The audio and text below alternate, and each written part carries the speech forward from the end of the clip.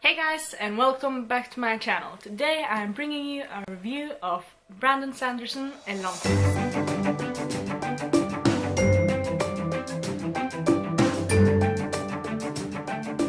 As I said in the intro, Elantris is written by Brandon Sanderson. It was released in 2011 by Gonzalez Publishing House. It is 615 pages long and has an average rating on Goodreads of 4.14 out of 5 stars. Elantris was a place of glory. The capital of Arelon, the home to people transforming into magic-using demigods by the shield. But then the magic failed. Elantris started to rot and its inhabitants turned into powerless wrecks. And in the new capital, Kay, close enough to Elantris for everyone to be reminded of what they have lost, a princess arrives. Sareen is to be married to unite Theod and Arelon against the religious imperialists of Fjordell. But she is told that Raudan, her husband-to-be, is dead. Determined to carry on the fight for Theod and Arelon's freedom, Sareen clashes with the high priest Ratan. If Ratan can persuade the population to convert, Fjordell will reign supreme. But there are secrets in Elantris. The dead and the ruined may yet have a role to play in this new world. Magic lives. So Elantris is, as far as I know, Brandon Sanderson's debut novel. And I have read some of his books before and I have enjoyed them. His writing is fairly easy, so I was really curious about this book, his debut novel, and I was not disappointed at all. As I said, his writing is fairly easy to read, and this one was so as well, and I just flew through it. I read these 600 pages in 4 or 5 days, which is insane. But that's also mostly because he's really good at evolving his characters. Both Sareen, Raudan and Thratan, we follow all three of them in separate chapters and what they do, and you get really curious to know what's going on. I did not like Raudan as much, I don't know why, probably because he's an anti-hero. But I was really looking forward to reading both about Raudan and about Sareen, because Sareen and Ratan's bickering back and forth was real fun to read about, and you sat there and just wanted to know what they planned next and trying to guess it, and you never got it right, at least I didn't. And Raudan and what he was doing was really important, both for the people in Elantris, but also if you put it up in context to today's society. This whole book was riddled with important choices you take in everyday life. Like the fight between Ratan and Sareen, they were both advertising for their own religion, but the interesting thing was that both religions worship the same god. But somewhere in history, the leader of Fjordell decided that that the religion wanted to unite all people with power, at the same time that the people of Theod decided that the religion wanted to unite people with love, and they didn't necessarily have to have the same religion as long as they respected each other.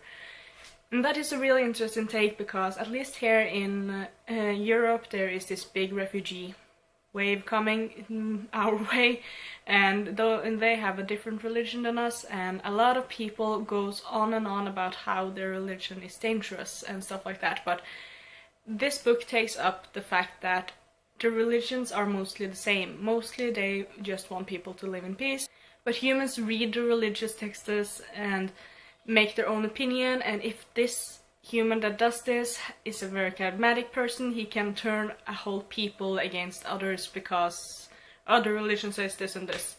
So it's really interesting that it mentions this and makes an entire war out of it. Like 75% of the book is about this, and how the religions are the same but they don't respect each other because someone somewhere says that they shouldn't.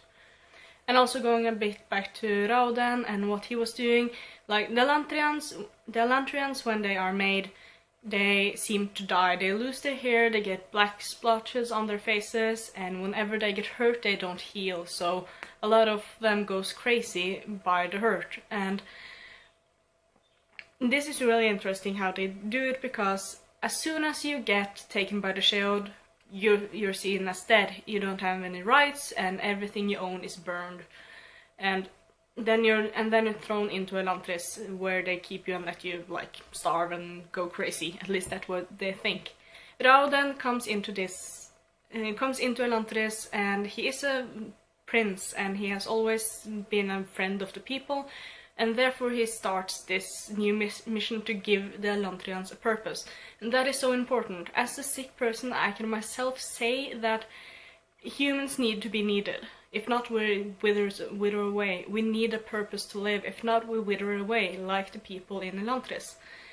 And the way Sanderson portrays this, the way he gives the sick ones an identity of their own, is so interesting. And also the way the people outside just like, oh, they're sick, then we forget about them. It's so easy. And also if it's an invisible sickness, like I have, people don't believe you, and if they do, they might shun you, like they do in this one. And it's all just so well written.